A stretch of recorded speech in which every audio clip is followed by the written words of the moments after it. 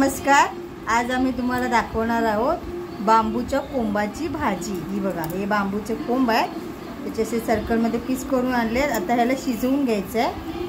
शिजवल्यानंतर मी तुम्हाला पुढची रेसिपी दाखवते। ही बघा, कालची आपण बांबूच्या कोंबाची भाजी उकडून घेतली मी। आता त्याला ना मी बारीक बारीक कापून घेणार आहे।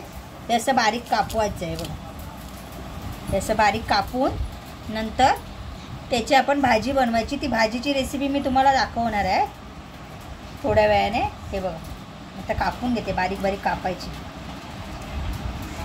आणि हे भाज्या ना पावसातच येतात, त्यामुळे अशा भाज्या पावसात करून बघा तुम्ही। माझी रेसिपी बघा आणि करा। हे बघा मित्रांनो, आपण ना ही भाजी कापून घेतली आहे। आता याला चांगलं धुवून याची भाजी करायची। मी दाखवते तुम्हाला।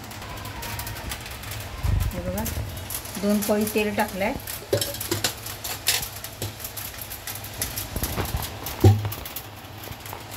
गॅस फास्ट केलाय।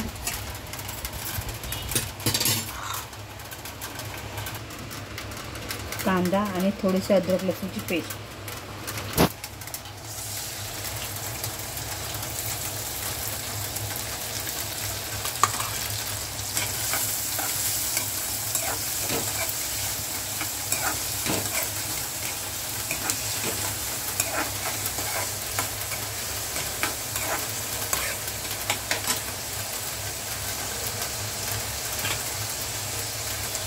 ही अद्रक लसूणची पेस्ट त्याच्यात टाकली, तिला पण चांगली भाजून घ्यायची आहे। कांदा चांगला लालसर व्हायला द्यायचा। कांदा थोडासा मऊसूद व्हायला द्यायचा आहे। आता त्याच्यामध्ये थोडंसं हिंग टाकते मी।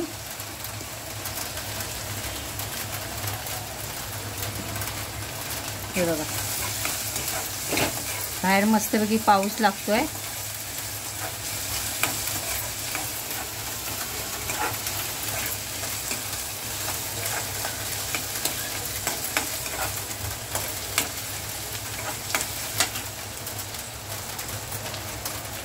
आणि तुम्हाला बोललेली ना मी, भाजी चांगली उकडून चांगली कापून घेतली मी। उकडले, पहिले उकडवायची, कारण का ही भाजी शिजायला ना खूप टाईम लागतो। हा कोंब आहे ना, शिजायला खूप वेळ लागतो, त्यामुळे ह्याला उकडून घ्यायचं आहे। उकडून अशी बारीक हे करायचे, नंतर ही पिळून आपल्याला कांद्यामध्ये टाकायची। तो कलर मसाला,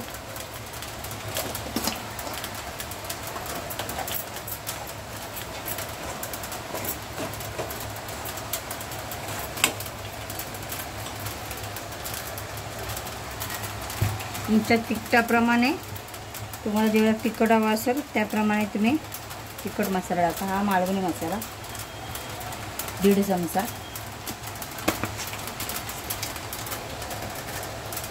हे बघा, त्याला पण चांगलं तेलामध्ये हे करायचं। धना पावडर, थोडासा किचन किंग,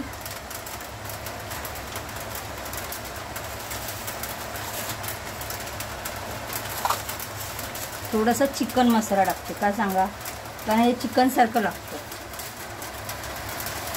श्रावणामध्ये आपण चिकन मटन खात नाही ना, मग त्याच्या आठवणाने ते ही भाजी करून खायची। आता हा बघा, वाटप केलेलं आहे, जास्त नाही, थोडंसंच टाकणार आहे। याच्यात अद्रक लसूण पेस्ट, म्हणजे अद्रक लसूण सगळं टाकून भाजून घेतलेलं आहे। ह्याला चांगलं तेलामध्ये, मसाल्यामध्ये चांगलं शिजवून घ्यायचं। आता ही पिळून भाजी धुवून चांगली पिळून त्याच्यात टाकायची।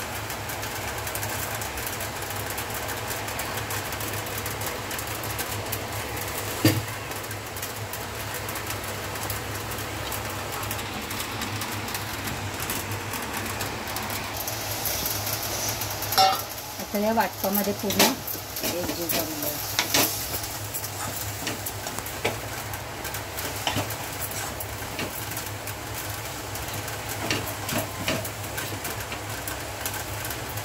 ह्याच्यात मीठ टाकायचं। चवीनुसार मीठ,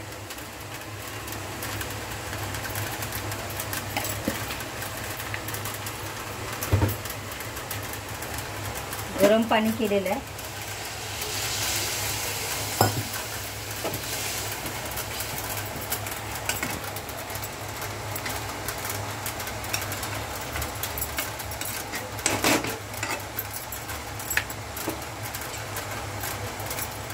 खोबरं नाही याच्यात जास्त नाही टाकायचं, थोडंसंच टाकायचं.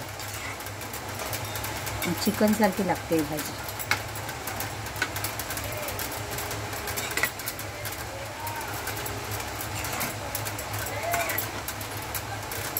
आता याच्यामध्ये अजून थोडं पाणी टाकायचं. तशी शिजलेली आहे पण ते खोबरं वेगळं टाकलं आहे ना आपण, मग ते पण चांगलं व्यवस्थित या भाजीमध्ये शिजायला पाहिजे ना व्यवस्थित. एवढं पाणी टाकायचं आणि शिजवून घ्यायचं. थोड्या वेळाने मी तुम्हाला दाखवते.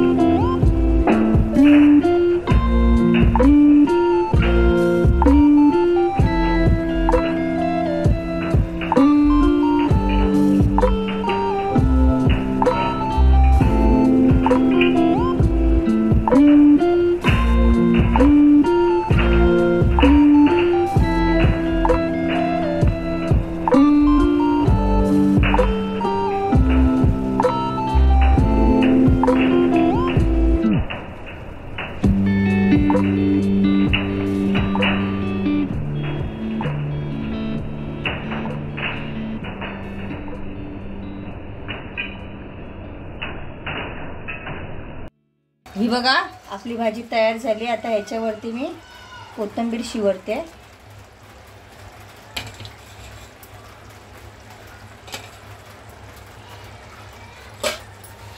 आणि जर तुम्हाला आमची आजची ही रेसिपी आवडली असेल तर चॅनलला लाईक, शेअर, सबस्क्राईब करायला विसरू नका.